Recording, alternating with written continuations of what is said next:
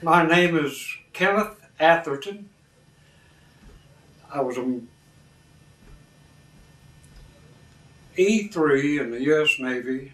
I joined in 1952, about 2 weeks after I graduated. And I didn't know it at the time, but I could get out when I was 21. So I didn't have to spend the full 4 years in. 3 years, 4 months, and 20 days. And I was out. No, I enjoyed the service. I think the Navy was a really good outfit to be in. Got to travel a little bit in the Pacific Ocean anyway. I was a radar operator, which I went to 12-week training school in Treasure Island, San Francisco.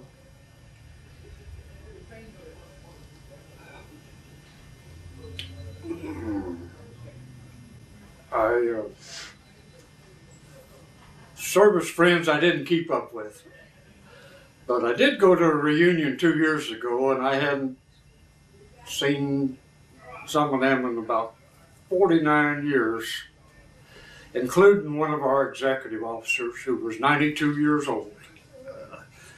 I think he remembered me. He said his mind wasn't quite as sharp as it used to be, but he made quite an impression on me. He donated his life to the United States. Because his parents were Scottish immigrants, and the U.S. was real good to his parents. So it cost him his life, but he stayed in the service for 30 years, I think it was. And never regret serving in the Navy. I didn't want to spend any more time in, but I figured it done me real good. We operated airborne and surface radar. At sea, it was continuous around the clock, 24 hours. And we also had voice communications from the other ships.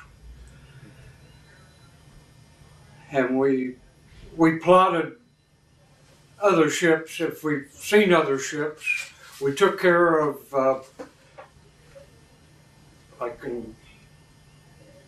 when we was with the 7th Fleet, we was operating with about 25 to 30 ships.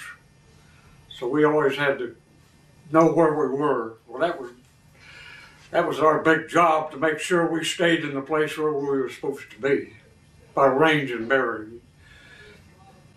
And it took me a while. I went to school, but it took me a while to put into practice what I learned in school. There was a lot of difference. The equipment was different, and you was under different, what do you say, stress situation or something like that. Which did a lot different. But I managed to finally make a rank and get a little better job while I was in there.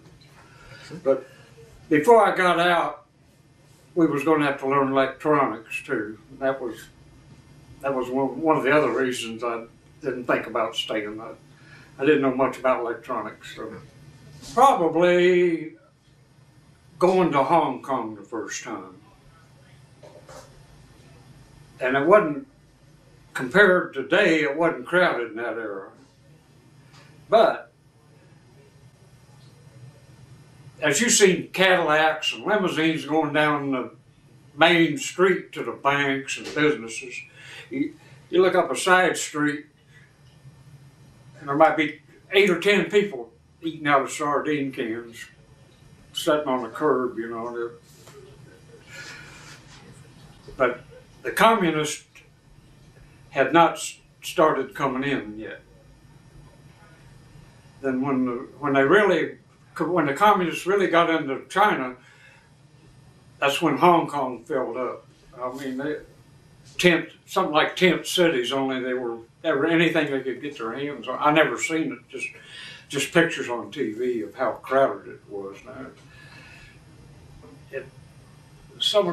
I've always said, even at that time back in the 50s, if anybody complained about our country, I'd like to send them to Hong Kong to be a laborer for about a month. And they'd appreciate what they'd have here in this country. That's it.